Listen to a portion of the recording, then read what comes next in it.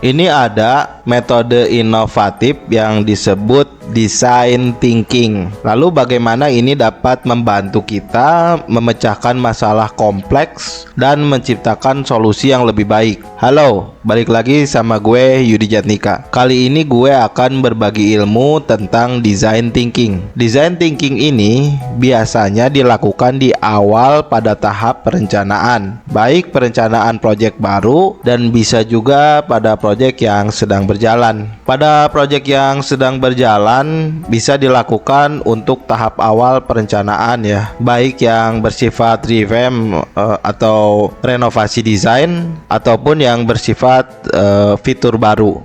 Oke, langsung saja pada materinya. Pertama kita akan mengenal sejarah tentang design thinking dulu. Design thinking adalah pendekatan kreatif untuk inovasi dan pemecahan masalah. Ini dimulai dengan desain industri awal pada abad ke-20-an ya. Awal mula design thinking ini berfokus pada pengalaman pengguna pada tahun 1960-an. Dan muncul istilah design thinking pada tahun 1990-an. Sekarang design thinking ini digunakan di berbagai sektor untuk menciptakan solusi yang inovatif. Selanjutnya kita akan bahas tentang pengertian design thinking. Apa itu design thinking? Design thinking adalah pendekatan kreatif untuk menyelesaikan masalah yang berfokus pada pemahaman mendalam tentang pengguna, mengumpulkan asumsi-asumsi dan iterasi berulang untuk menciptakan solusi yang terbaik. Selanjutnya adalah tentang keuntungan dari design thinking. Yang pertama, berfokus pada pengguna.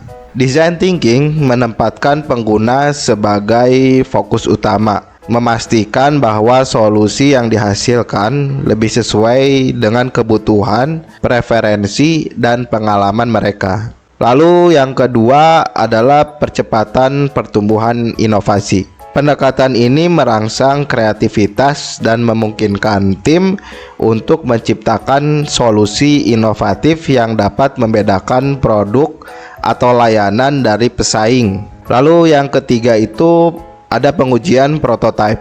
Design thinking mendorong pembuatan prototipe awal yang dapat diuji dengan cepat, membantu mengidentifikasi masalah dan perbaikannya sebelum menghabiskan banyak sumber daya. Yang keempat adalah kolaborasi tim.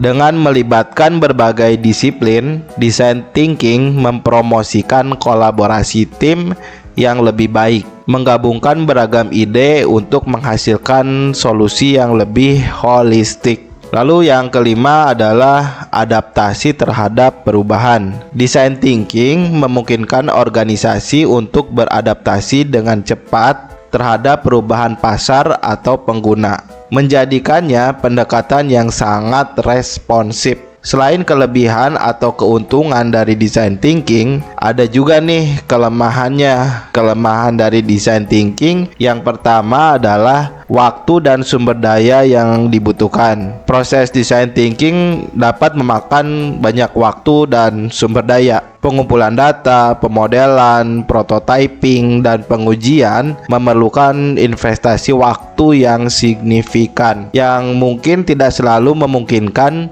dalam lingkungan bisnis yang cepat. Yang kedua adalah subjektivitasnya terlalu tinggi. Pendekatan design thinking seringkali lebih subjektif daripada pendekatan yang lebih analitis. Ini bisa mengarah pada interpretasi yang berbeda terhadap masalah atau solusi yang dihasilkan. Yang ketiga adalah design thinking tidak selalu cocok untuk semua konteks. Design thinking mungkin tidak selalu cocok untuk semua jenis masalah atau situasi. Untuk masalah teknis yang sangat kompleks atau situasi yang memerlukan pendekatan yang lebih terstruktur, metode lain mungkin lebih sesuai. Yang keempat adalah design thinking dapat menyebabkan over design. Fokus pada pengalaman pengguna yang kaya dan inovasi dapat menyebabkan over design, di mana produk atau layanan menjadi terlalu kompleks atau terlalu mahal untuk diproduksi, atau digunakan secara efisien. Lalu kekurangan yang kelima adalah tidak ada jaminan keberhasilan. Design thinking adalah alat yang kuat untuk menghasilkan inovasi, tetapi tidak ada jaminan bahwa solusi yang dihasilkan akan sukses di pasar atau memecahkan masalah dengan baik. Nah, itulah kelima kekurangan dari design thinking ya.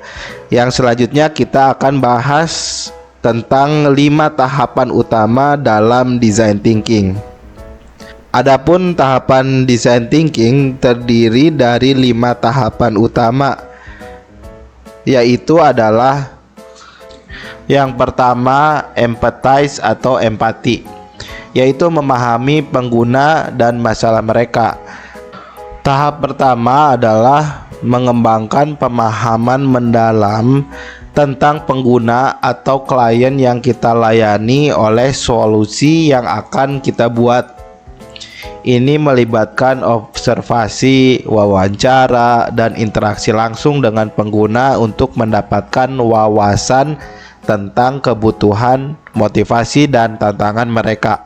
Yang kedua, define atau mendefinisikan, yaitu menentukan permasalahan yang ingin kita pecahkan. Setelah memahami pengguna dengan lebih baik, langkah berikutnya adalah merumuskan permasalahan yang harus dipecahkan dengan jelas. Ini melibatkan dalam merumuskan pernyataan, tugas, atau tantangan yang akan dihadapi dalam proses design thinking. Yang ketiga adalah ideate atau ideasi, yaitu bekerja untuk menghasilkan banyak ide kreatif. Tahapan ini adalah saat tim berkolaborasi untuk menghasilkan berbagai ide kreatif yang dapat menjadi solusi terhadap permasalahan yang telah didefinisikan. Ide-ide ini berasal dari berbagai sumber dan tujuannya adalah untuk menghasilkan beragam ide tanpa kritik terlebih dahulu. Yang keempat adalah prototyping atau prototype, yaitu membuat solusi sementara untuk diuji. Setelah ide-ide yang kuat dihasilkan, langkah selanjutnya adalah menciptakan prototype atau model konseptual dari solusi yang potensial. Prototype ini tidak harus sempurna. Tujuannya adalah untuk menguji konsep dan mendapatkan umpan balik atau feedback ya dari pengguna. Nah, lalu yang kelima adalah tes atau uji coba, yaitu mengumpulkan feedback atau umpan balik dari pengguna dan melakukan perbaikan. Tahap akhir adalah menguji prototipe dengan pengguna atau klien yang relevan. Umpan balik dari pengujian ini digunakan untuk mengidentifikasi kelebihan, kekurangan, dan perbaikan-perbaikan yang diperlukan pada solusi. Oke, itulah 5 tahap design thinking.